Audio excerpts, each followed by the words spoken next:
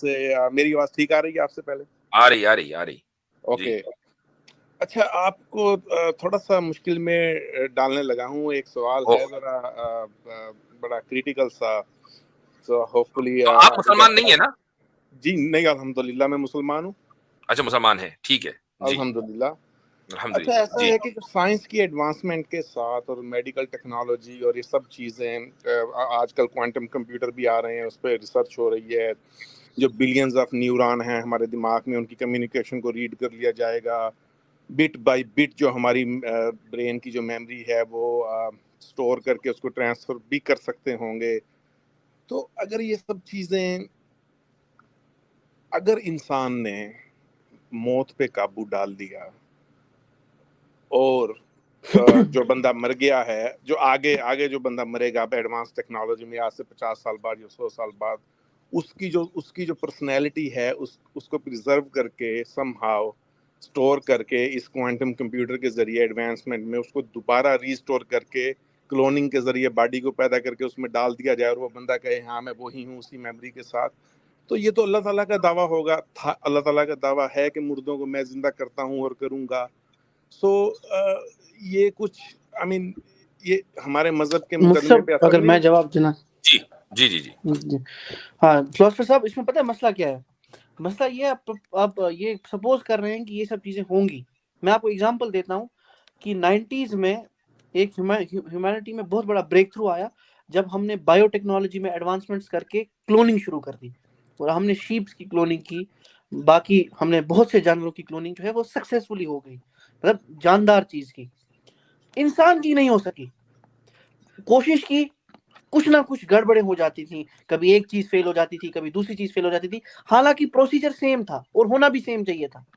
तो ये एज्यूम करना, मुझे पता है ये एक वक्त था कि मेरे दिमाग में भी ऐसी बातें आती थी कि क्या अगर हम एक इंसान की पूरी मेमोरी को स्टोर कर दें और उसको फिर क्लोन करके किसी और में वो ट्रांसफर कर दें, तो फिर क्या हम ये कह सकते हैं कि हमने उस इंसान को जो है वो वापस लाया है? तो इट इज इम्पॉसिबल। मैं आपको बता रहा हूँ, इम्पॉसिबल है कि आप किसी इंसान को जो है ना वो क्लोन कर देंगे। ये है ही नहीं पॉसिबल। इसके बारे में अब साइंटिफिक फील्ड्स में बात ही नहीं होती। जो बात होती है ना वो मैं आपको बताता हूँ। उसमें रिसर्च इसमें हो रही है कि क्या हम नाइट्रोजन, लिक्विड नाइट्रोजन से इंसान की बॉडी को एक ऐसे स्टेज में, एक ऐसे पॉइंट में रख सकते हैं कि वो फ्रीज होके उसको 2-3 हजार साल बाद उसको फिर से डिफ्रीज करके जिंदा कर दें। इस पे कुछ बातें हो रही हैं, लेकिन ये क्लोनिंग का तो चैप्टर ही क्लोज हो गया है। देखिए, कुछ इस तरह है कि मैं कंपनी में यहाँ काम करता हूँ और हम जो वैक्सीन प्रोड्यूस करते हैं उसको हम -55 डिग्रीज में फ्रोज़न कैबिनेट्स में हम डाल देते हैं, ठीक है। और वो आई मीन फ्रोज़न कैबिनेट में रहती है जब तक वो उसको जो फिजिशियन है उसने उसको यूटिलाइज ना करना हो।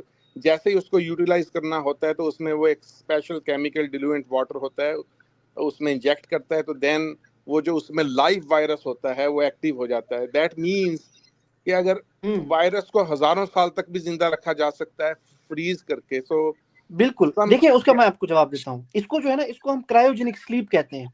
अक्सर इसमें जो स्पेस एजेंसीज है ना वो काम कर रही हैं। वो ये कहती हैं कि अगर हम लोगों को बिलियंस ऑफ लाइट ईयर्स का हमने सफर तय करना है और हमारे पास एक मींस आ गया कि हम वो तय कर सकते हैं, लेकिन फिर भी एक हमारे पास लिमिटेशन आ जाती है कि इंसान तो है ही नहीं कोई इतना माइकल पैदा हुआ जो 1000 साल जिंदा रहेगा। तो वो क्या कहते हैं, हम इस पे रिसर्च कर रहे हैं कि क्रायोजेनिक स्लीप होगी। एक एस्ट्रोनॉट खुद को एक मशीन में लिखेगा, मुझे जी 100 साल के लिए सुला दो, और 100 साल के बाद वो वापस आ जाएगा।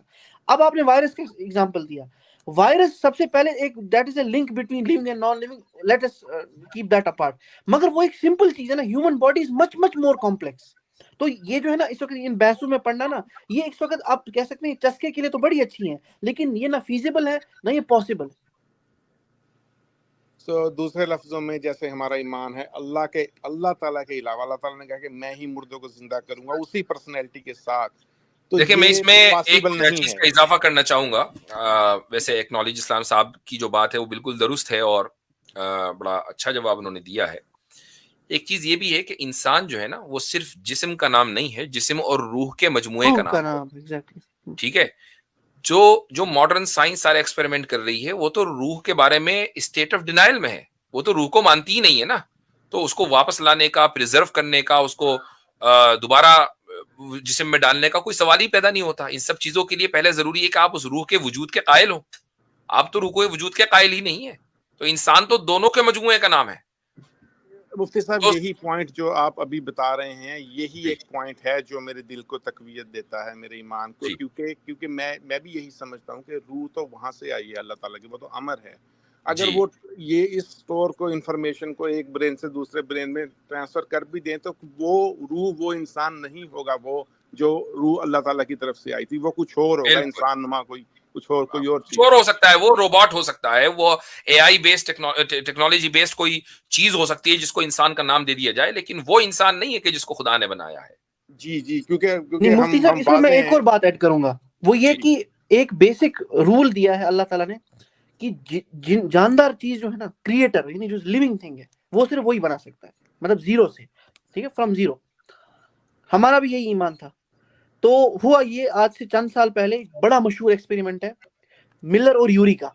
वो एक्सपेरिमेंट होता है जिसमें वो ये दो साइंटिस्ट कहते हैं कि हम लोग जो है ना वो ये इस पे बात करेंगे कि ओरिजिन ऑफ लाइफ कैसे हुई अर्थ पे। तो एक टेस्ट ट्यूब लेते हैं, उसमें ये कुछ चीजों को, मतलब गैसेस को रखते हैं, हीलियम रख दिया, हाइड्रोजन गैस रख दी, बाकी फलाना ढिमकाना गैसेस हैं।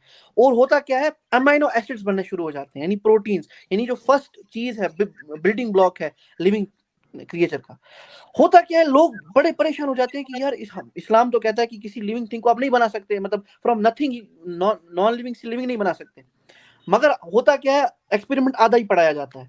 उसी के 2-3 साल बाद ये पता लगाया गया कि जो मिलर और यूरी ने एक्सपेरिमेंट किया था और जो परसेंटेज ऑफ गैसेस उन्होंने रखी थी, जो ओरिजिन ऑफ यूनिवर्स थी, यूनिवर्स के टाइम पर वो परसेंटेज थी ही नहीं। तो उसी तरीके से ये भी चीज हो गई फेल। अब आती है बात, आपके पास जो डोनेशंस होते हैं ना, ऑर्गन डोनेशन, उसका एक ऑल्टरनेटिव निकाला गया है कि आप लैब ग्रोन ऑर्गन्स को शुरू करेंगे बनाना। लेकिन उसमें भी क्या होता है, उसमें भी you take first a living cell. आप खुद से कुछ नहीं बना सकते नए से, आपको लिविंग चीज को लेना पड़ेगा जो ऑलरेडी लिविंग है। तो ये एक ऐसी चीज है ना साइंस की, जिसमें मतलब ऑलमोस्ट साइंटिस्ट ने बोल दिया है कि we can not breach this barrier of life and death. हाँ, वो अब क्रायोजेनिक पे थोड़ा बहुत रिसर्च चल रही है, लेकिन वो that will be in when, ये श्योर शॉट है। मैं आपके साथ हूँ, आप सही कह रहे हैं। वो तो कंट्रोल्ड एनवायरनमेंट में उसी जी लॉज हाँ को यूज करते हुए लाइफ से लाइफ को आगे उसको बनाते जा रहे हैं। जीरो से अनकंट्रोल्ड कुछ भी नहीं है, कोई एटमॉस्फेयर नहीं है,